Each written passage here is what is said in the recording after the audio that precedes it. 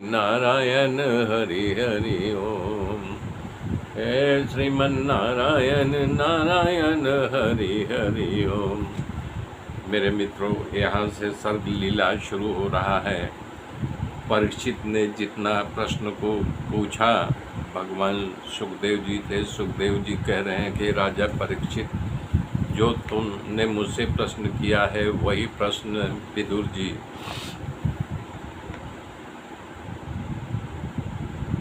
समृद्धि से पूर्ण परीक्षित राजा पूर्व काल में सुख समृद्धि को छोड़ करके विदुर जी वन में चले गए थे। गंगा के किनारे झोपड़ी बना के रहते थे। तब उन्होंने भगवान मैत्रेय जी से जब मुलाकात हुई थी, तब उन्होंने यही बात पूछी थी।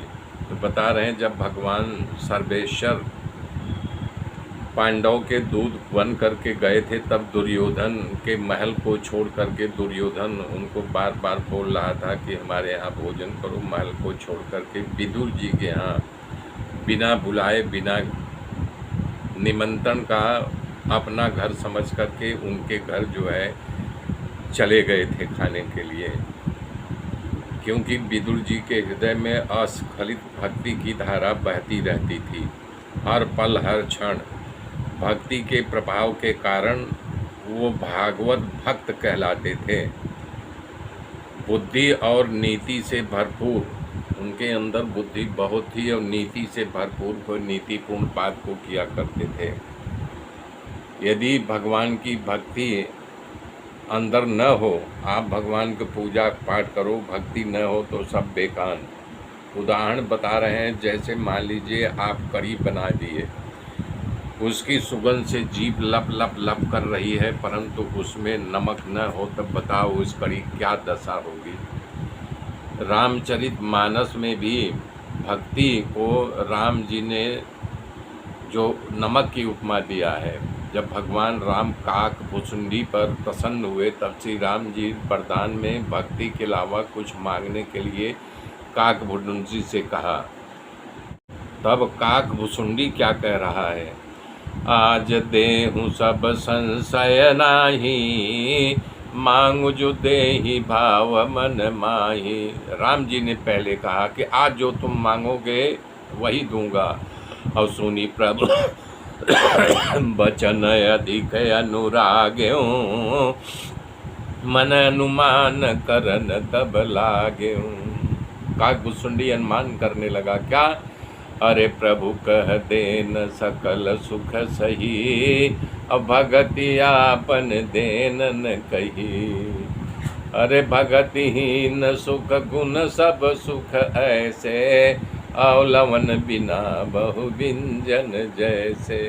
आप बढ़िया स्वादिष्ट रसोई बना दो, नमक न रहे तो सब बेकार। कहने का मतलब है, विदुर के हृदय में राम रस है। कहीं कहीं नमक को राम रस भी कहा जाता है। जिसके हृदय में राम रस नहीं है तो सब बेकार है। विदुर जी के शासनकाल में कौरवों के सलाहकार थे, मंत्री पद थे। जितनी व्यवस्था दुर्योधन की थी, उससे कहीं व्यवस्था विदुर के पास थी।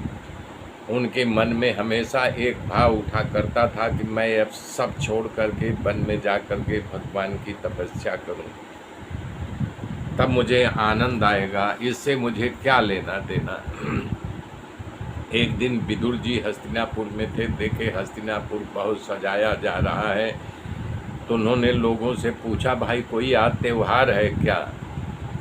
क्यों उत्सव है यहाँ? हमें पता नहीं है। तब उन लोगों से पूछा, तब लोगों ने कहा, तुम्हें पता नहीं?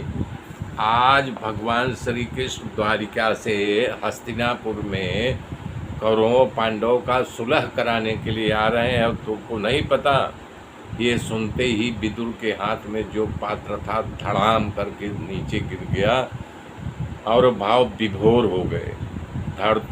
वहाँ से दौड़ते दौड़ते अपने पत्नी सुरभा के पास, जो गंगा के किनारे झोपड़ा बना के रहते थे, वहाँ पहुँच गए।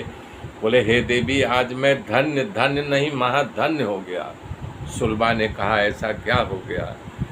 तो बोले कि सुलभा, हमने जो पेड़ लगा करके पानी पिला पिला करके बड़ा किया था, कभी कभी मैंने मन में विचार आता था इस पेड़ में फल कब लगेगा, मुझे फल की प्राप्ति कब होगी। हे सुलभा, आज जो फल प्राप्ति का दिन आ गया है। मेरे मित्रों, मेरे साथ जुड़े रहिए आगे की गाथा।